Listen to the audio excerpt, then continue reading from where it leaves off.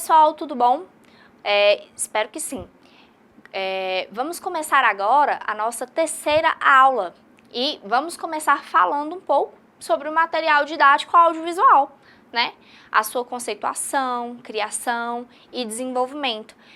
Não sei se vocês perceberam, mas nas últimas décadas as imagens passaram a depender cada vez mais das tecnologias para serem produzidas, reproduzidas, conservadas e difundidas. Antigamente era tudo feito à mão mesmo, né? Percebam também que conforme a mudança da tecnologia, o armazenamento de arquivos audiovisuais se torna mais fácil. Será que algum de vocês aqui se lembram da fita de videocassete? Um exemplo bom é esse, né?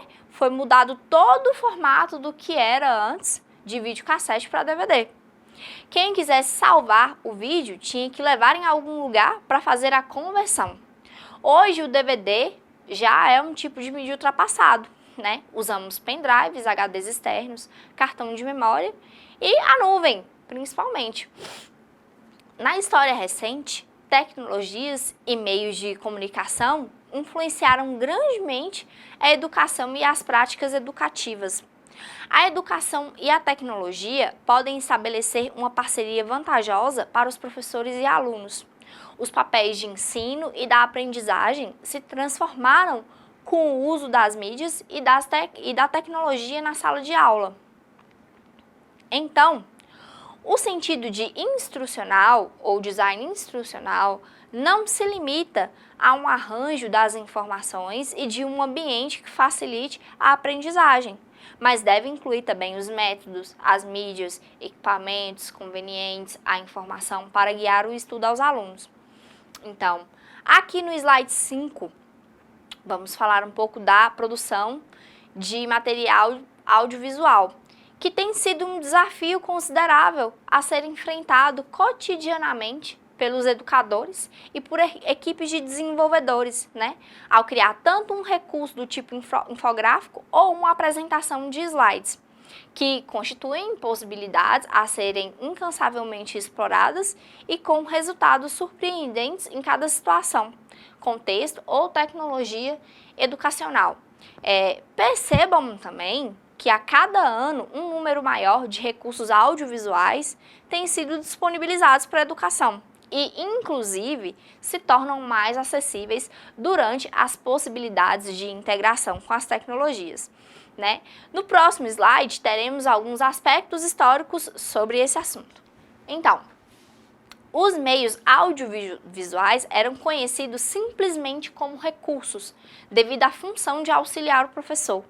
No início do século XX, nos Estados Unidos, museus escolares foram criados para abrigar artefatos e amostras com propósitos educacionais, né? Nesse período, nos Estados Unidos, vários museus escolares desenvolviam métodos visuais baseados em tecnologia. Então, essas entidades foram precursoras e responsáveis pela disseminação de lanternas como slides, nosso famoso laser point, os próprios slides, filmes, imagens e etc. Além de outros materiais dirigidos à instrução com grande influência sobre as práticas das instituições de ensino. Então, aqui no próximo slide, temos que também, na década de 1920, as invenções do filme sonoro e do rádio oportunizaram a convergência entre áudio e vídeo instrucional, que originou o audiovisual instrucional. E o crescimento da área das comunicações, com a proliferação de equipamentos, produtos e recursos, exigia uma terminologia capaz de acompanhar a diversidade e a expansão do audiovisual, além de oferecer aos profissionais um padrão de denominação para os produtos. Então, galera, no começo da década de 1980, de acordo com alguns autores, existiam várias terminologias e classificações para o audiovisual. Por exemplo, os recursos eram classificados separadamente entre auditivo, visual e audiovisual, né? Além de organizados em uma escala de variação entre concreto e abstrato. Embora muitas críticas às terminologias foram aceitas no ensino. No próximo slide, a gente vai continuar falando sobre os aspectos históricos, a definição e comunicação. Então, no Brasil, algumas terminologias foram criadas para separar os tipos de materiais audiovisuais, que são a comunicação digital e analógica, o recurso auditivo, que é em códigos e audição, o recurso visual, que é em códigos e visão, e o recurso audiovisual, que é em códigos, audição e visão. Essas terminologias soam bem estranhas, né? Isso é porque são terminologias mais antigas, criadas antes dos anos de 2000, mas que são importantes de se conhecer, pois precisamos saber a história para aprender sobre o presente, certo? Então, voltando ao assunto, no próximo slide, temos um esquema didático baseado na classificação brasileira de recursos audiovisuais. Esse esquema nos mostra algumas subdivisões em que os recursos visuais podem ser divididos em códigos analógicos e códigos digitais. E dentro desta analogia, temos os materiais ou veículos, que são quadros, cartazes, gravuras, modelos, dioramas. Diorama, pessoal, é um modo de apresentação artística em 3 dimensões, de maneira muito realística, de cenas da vida real e como se fosse uma maquete de uma cena da vida real, né? Voltando, tem-se espécimes, que são amostras de materiais. Temos o diafilmes, que é uma sequência organizada de fotos para colocar em filmes, projeções. Filmes, todos aqui sabem o que é o filme, né? Ufa! Então, fotografias, álbuns, gráficos, objetos, diapositivos. Lá vamos nós para mais uma palavra desconhecida. Pois bem, o diapositivo não significa que o dia será positivo, mas se trata de uma imagem estática, montada em uma moldura. Muitos falam que o diapositivo pode ser também um slide. E, por fim, slides e transparências. Transparências e diapositivos, assim como os slides, podem ser considerados a mesma coisa. Logo depois, temos os recursos audiovisuais, que também são subdivididos em códigos analógicos e digitais, e seus materiais ou veículos. São bem mais simples. E antigos, por sinal, né? Dos recursos visuais, que são rádio, disco e fitas magnéticas.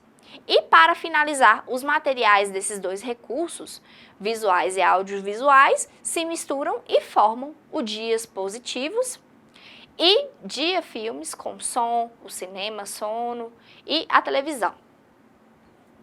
Então, pessoal, essa classificação e tantas outras foram marcadas pelo meio profissional e pelo contexto socioeconômico e cultural da época. Ela incorpora uma visão da educação acerca do uso de recursos educativos. Aqui no próximo slide, temos uma definição de documentos audiovisuais, que são, então, documentos audiovisuais são obras, incluindo imagens e ou sons, reproduzíveis incorporados num suporte, cujo registro, transmissão, percepção e compreensão normalmente requerem um dispositivo tecnológico. O conteúdo visual e ou sonoro tem duração linear, cujo propósito é a comunicação daquele conteúdo, mais do que a utilização da tecnologia para outros propósitos, né? Por outro lado, a questão das mídias audiovisuais no âmbito do design instrucional, voltamos aqui no design instrucional, lembram do que é? Então, no âmbito do design instrucional, as mídias são tratadas a partir do viés da comunicação e aceita que qualquer situação de aprendizagem requer uma mensagem a ser comunicada, meio ou mídia e métodos de ensino ou de instrução. Quando falamos de meio, entende-se que são suportes materiais, canais físicos nos quais as linguagens se consolidam e através de onde transitam, né? Vamos observar agora um esquema didático sobre o modelo do design instrucional e o processo comunicacional que inclui esse emissor, mensagem, meio mídia e receptor, tá? Reparem que a mensagem e mídia formam parte do design instrucional e que dentro da parte da mídia temos os nossos recursos audiovisuais, que são os diagramas, fotografias, slides, transparência, vídeo, CD, internet, filme, dentre outros, né? Já do outro lado do diagrama, temos toda a parte burocrática do ensino, que é a situação instrucional, o conteúdo da aprendizagem, a questão, a informação, a técnica, e todas essas informações são necessárias para o método de ensino. Os métodos de instrução, a apresentação, a demonstração, a discussão, o tutorial, além de jogos, simulação e outros, né? Então, desde o começo do século XX, muitos educadores já utilizaram vários tipos de recursos visuais.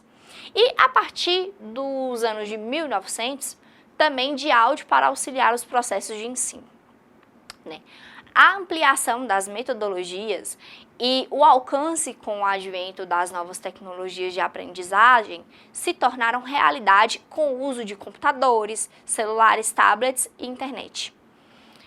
Nos dias atuais, a educação à distância no Brasil, ela tem apresentado um crescimento considerável, sendo possível observar uma tendência de segmentação, ou seja, da necessidade de oferta de cursos à distância para públicos diferenciados, né?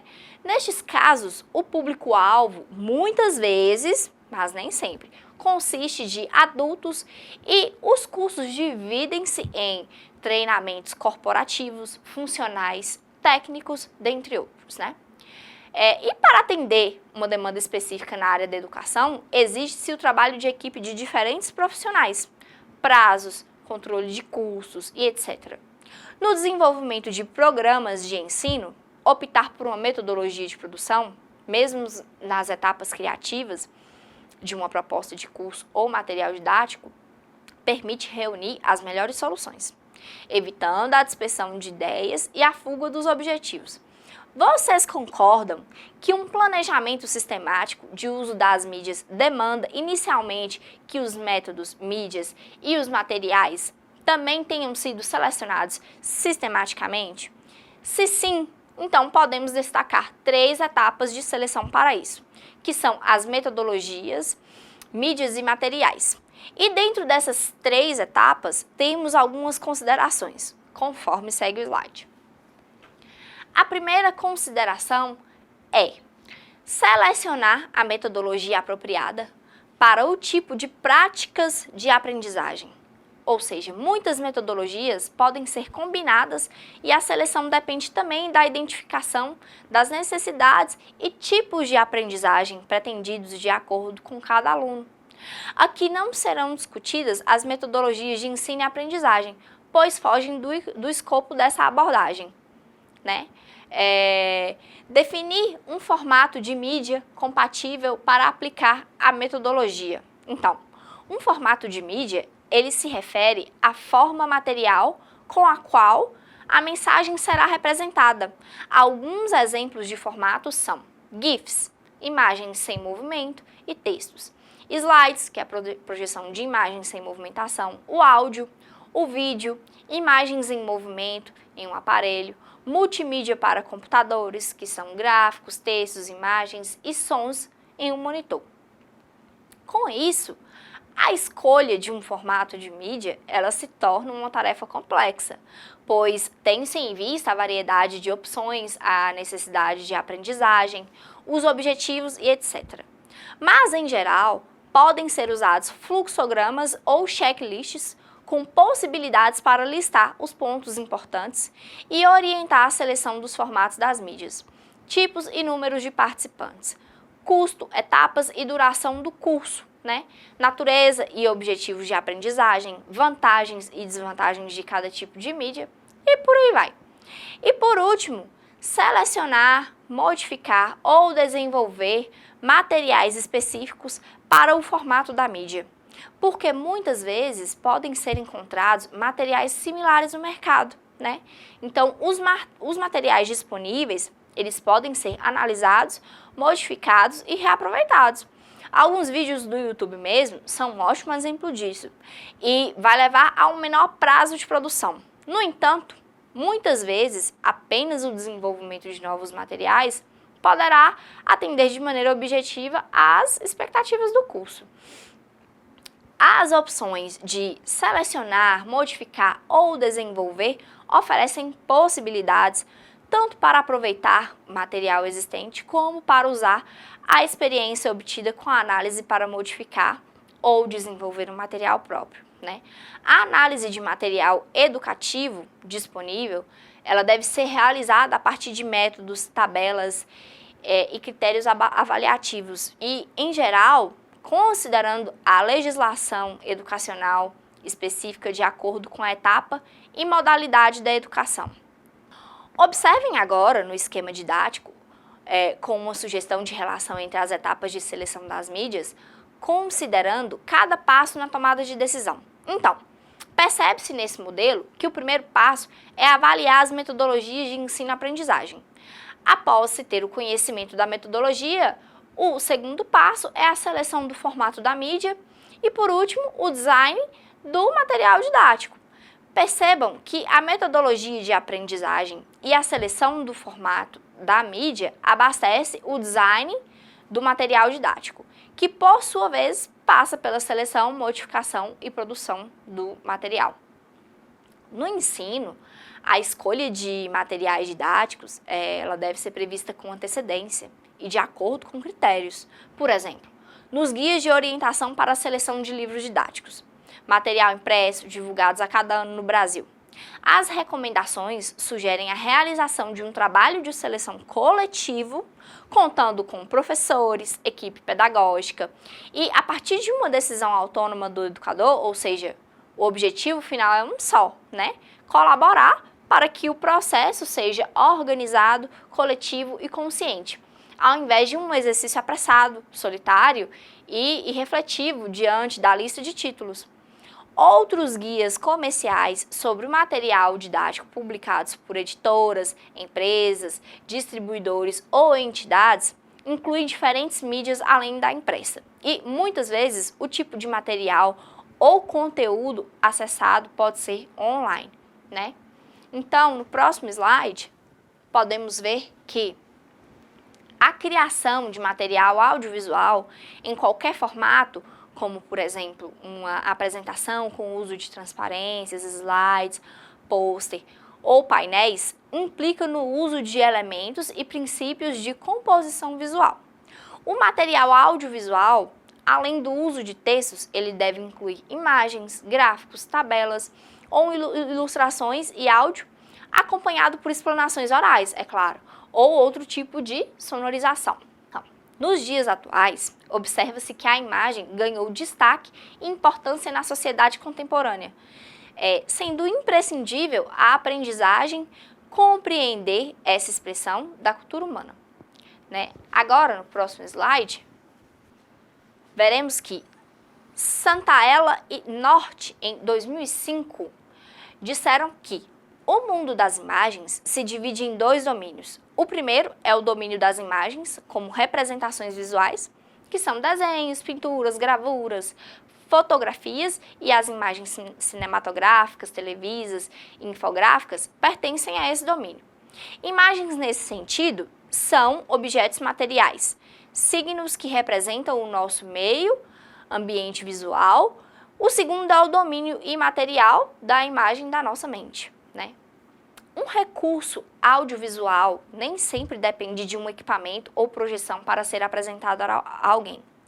Portanto, as apresentações audiovisuais sem equipamento, em diferentes etapas dos processos de ensino-aprendizagem, opções de mídias não projetáveis, podem apoiar trabalhos educativos em grupo, em duplas ou individualmente, né? Os áudios visuais mesmo, que não demandam algum tipo de equipamento, óptico ou eletrônico, eles podem ser usados em práticas educativas para qualquer faixa etária. Imagens, fotografias, ilustrações e outros gráficos, e, inclusive, novas possibilidades visuais criadas pelos próprios alunos possibilitam concretizar ideias em diversas mídias. Algumas dessas mídias que mais se destacam são bem conhecidas por todos. Vamos revê-las aqui? Elas são o cartaz. o diorama, o display, flipchart, impressão fotográfica, portfólio, pôster, quadro branco e o quadro de giz. Então, o cartaz geralmente é em papel reforçado, né? Inclui vários formatos, apresentações visuais de informações, temáticos ou com referências sobre conteúdos específicos. O diorama. Lembram desse? Eu falei na última aula. É a reprodução de cenas em 3 dimensões. Uma vista frontal do modelo com escala reduzida. Uso em exposições museológicas. Observem uma figura do diorama no slide, que está aqui disponível. O display, ele é uma montagem para vitrine, expositores, recurso usado em exposições museológicas. O flipchart, ele é um quadro ou cavalhete com folhas de papel em branco, né? Formatos padronizados. Ele é versátil e transportável. Possibilita escrever e desenhar com canetas coloridas ou apresentar um álbum seriado. A impressão fotográfica, que são imagens fotográficas, formatos variáveis, cor ou preto e branco, né? Reproduções de obra de arte, paisagens, fotografias pessoais. O portfólio, ele é uma pasta com produção de imagens, textos, recortes selecionados pelo aluno ou conjunto de documentos, estudos ou trabalhos profissionais. Já o pôster, seja ele impresso ou plotado, ele é usado em eventos acadêmicos e devem seguir orientações específicas para a sua elaboração. O quadro branco, usado para escrever ou desenhar com canetas coloridas, ele é versátil e prático, né? E por fim, o famoso quadro de giz, que é o quadro utilizado para escrever ou desenhar com giz, recurso popular. Ele é versátil e é bastante disponível no ambiente escolar até hoje. A projeção em ambiente escuro sobre uma tela reflexiva foi, durante muito tempo, uma atração para os espectadores. Na educação, em atividades profissionais ou em reuniões familiares. Já as apresentações audiovisuais com equipamento são projetadas como um formato de mídias, com apresentação de imagens, slides, vídeos e etc. Vamos ver algumas dessas no próximo slide. A imagem digital. A imagem digital é a imagem capturada por máquinas digitais, celulares, tablets e outros tipos de imagens, né? Gráficos, tabelas. Todos nós conhecemos o que é o slide, né? Que é a reprodução de uma montagem de textos, imagens, vídeos e efeitos. A transparência, ela é um acetato ou filme transparente, em formato A4, com textos escritos, né? Ilustrações ou impressos. Esse é um pouco mais antigo. E temos o vídeo, como todos já conhecem. Os recursos visuais são importantes para que os ouvintes compreendam melhor a mensagem e guardem as informações por muito mais tempo. Quando utilizados de forma apropriada, facilitam a boa ordenação da mensagem e permitem ao orador que apresente as informações em sequência coerente e destaque os tópicos mais relevantes da exposição. Inclusive, alguns estudos mostram que, se transmitirmos a mensagem apenas verbalmente, depois de 3 dias, os ouvintes irão se lembrar apenas de 10% do que falamos. Porém, se essa mesma mensagem for apoiada por um recurso visual, no final do mesmo tempo, os ouvintes se recordarão de 65% do que comunicamos. Então, através dessa informação, é que vemos a importância desse recurso, certo? Mas então, professora, como que eu sei se devo usar um recurso visual? Se é tão importante, é bom usar sempre? Eu devo encher o meu material de recursos visuais, então? Não. Há exemplos de apresentações que valorizam tanto o recurso visual que acabam ofuscando a verdadeira razão de ser do evento, que é a mensagem a ser passada. Para vocês entenderem melhor o que eu quero dizer com isso, vamos prestar atenção no seguinte slide, que mostra uma pequena história. Então, aqui fala uma pequena história de 2 pessoas conversando, né? E uma pergunta para a outra. Gostou da apresentação? Não, gostei, foi muito legal. E sobre o que ele falou?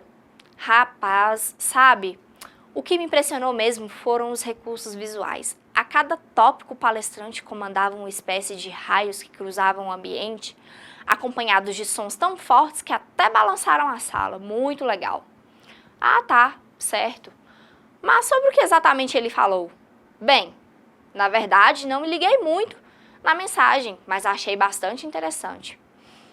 Então, conseguem visualizar que tudo demais sobra?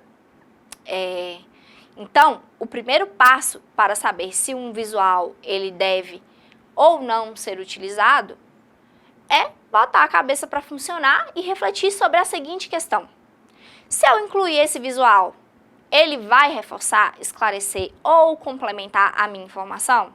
Se for útil, então está mais que aprovado colocar. Se não ajudar, então pode excluir na hora. Se vocês pararem para perceber, não é sempre que um recurso visual ele deve ser utilizado. Então, na minha opinião mesmo, se uma pessoa planeja fazer uma apresentação com apoio de 30 slides, de maneira geral, poderíamos obter melhores resultados se reduzirmos esse número para 15 ou 20, né? Quando apoiamos com recursos visuais todos os itens da exposição, se por um lado temos a segurança de não nos esquecermos de nenhum dado de ponta a ponta, por outro, podemos nos escravizar ao roteiro e perdemos um pouco a liberdade de ação e não interagirmos de maneira conveniente com os ouvintes. Portanto, é preferível trabalhar com um número menor de visuais e aproveitar mais as informações que surgem no ambiente, né? Tentar associar a informação que você deseja passar com objetos do próprio ambiente durante o momento da exposição, do que cobrir toda a apresentação com visuais e deixar de incluir a emoção produzida pelo contato dos ouvintes. Então, é preciso também tomar muito cuidado com o excesso de equipamentos, né? Lembrem-se que quanto maior o número de máquinas para manusear e maior o número de botões para apertar, maior o risco de cometer erros e de se perder. Então, seja prudente e só use o que puder dominar e controlar com segurança na hora da apresentação. Por exemplo, alguns oradores usam tantos equipamentos que mais parecem alguns seres extraterrestres, né? Tem headphone, laser point, mouse para controlar a distância das luzes do computador. Então, brincadeiras à parte, vocês só devem usar com mais eficiência um visual se lembrarem que ele é útil e se esse recurso vai ajudar a reforçar a mensagem, se ele auxilia a ressaltar as informações mais relevantes e se possibilita esclarecer e complementar as etapas mais importantes da exposição.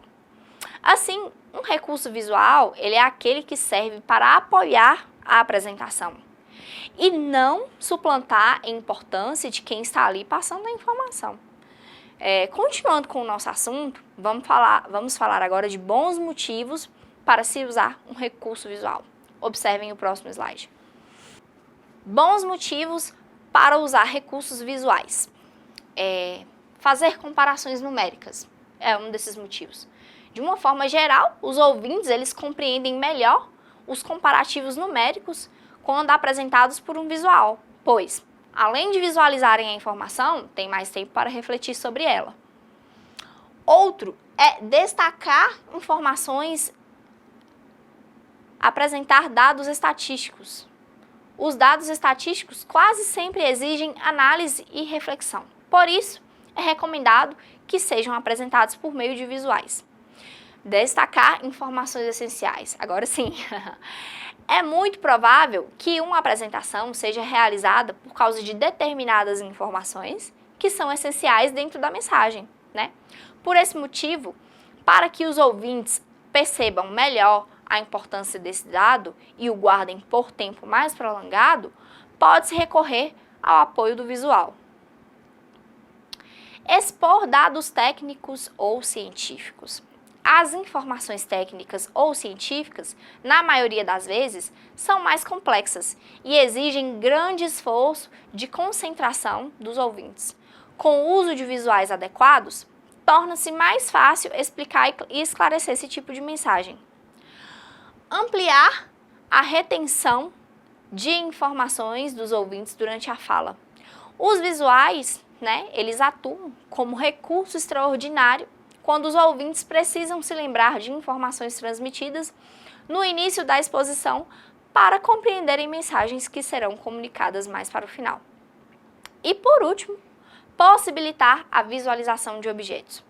Nem sempre é possível levar objetos para que os ouvintes possam observar. Alguns porque são demasiadamente grandes e outros, ao contrário, porque são muito pequenos. Nesses casos, os visuais resolvem essa questão com facilidade. Mas apenas produzir um visual às vezes não é suficiente. É importante que ele seja bem feito para que possa servir de apoio eficiente para a apresentação. Observe algumas recomendações que podem ajudar vocês. São basicamente 10 regrinhas. Então, coloque um título. O título do visual auxilia o ouvinte a identificar imediatamente as informações que irá observar. Um bom título ele deve ser simples, de poucas palavras e muito esclarecedor. Normalmente, o título a ser colocado deve ficar na parte superior do visual. Faça legendas. Colunas coloridas e linhas orientais serão apenas colunas coloridas e linhas orientais, se não forem identificadas por legendas. Então, facilite a visualização das legendas arredondando os números. Prefira, por exemplo, colocar que a pontuação é de 15 milhões de habitantes, em vez de descrever 15 milhões 1.600 habitantes. A não ser que esses 1.600 habitantes sejam muito importantes para a informação, o que é pouco provável. Escreva com letras legíveis. Alguns visuais são produzidos com letras tão pequenas que só quem está nas primeiras fileiras conseguem ler. Os demais ficam sem entender do que se trata e, por isso, podem perder o interesse pela exposição. Então, escolha letras grandes com tamanho suficiente para serem lidas por todas as pessoas da sala. Limite a quantidade de tamanho das letras. Então, você conseguirá melhor uniformidade se usar o máximo de 3 tamanhos de letra por visual. Com um número reduzido de tamanho, as letras poderão ser lidas mais rapidamente. Então, componha frases curtas, né? Cada frase ela deve representar, em essência, uma ideia completa, com o menor número de palavras possível. De maneira geral, 6 ou 7 palavras são suficientes. E use poucas linhas. Como ideia de grandeza, se o visual for elaborado no sentido horizontal, procure usar 6 ou 7 linhas. Se for no sentido vertical, pode chegar a 8 ou 9 linhas.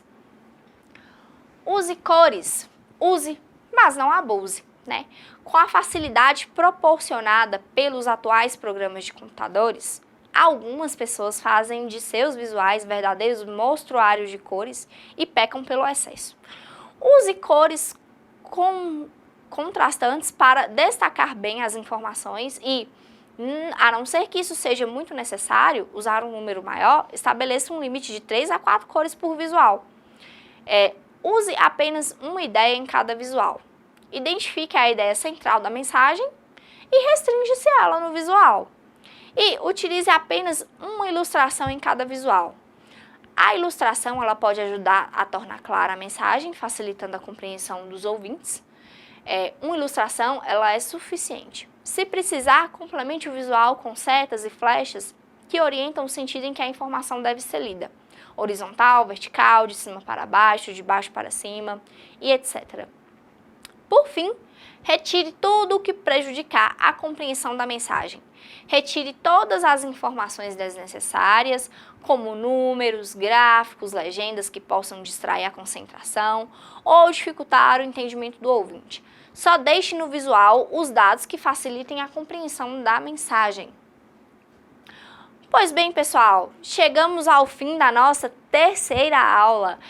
Espero que vocês tenham gostado da nossa aula de hoje. E já sabem, né? Qualquer dúvida que tiverem, podem ir lá no fórum Tire Dúvidas, fiquem à vontade. Agora é o seguinte, eu quero que vocês se dividam em 4 grandes grupos. Depois, cada pessoa do grupo deve citar 2 tipos de recursos visuais e falar por que acha esse recurso importante, né? O tipo de recurso visual não pode se repetir dentro do mesmo grupo, hein? Vocês terão 25 minutos para fazerem isso. Após o tempo, vocês irão apresentar a todos os recursos escolhidos, a toda a turma, né? A apresentação deverá levar no máximo 10 minutos. Então, desejo a todos um bom estudo.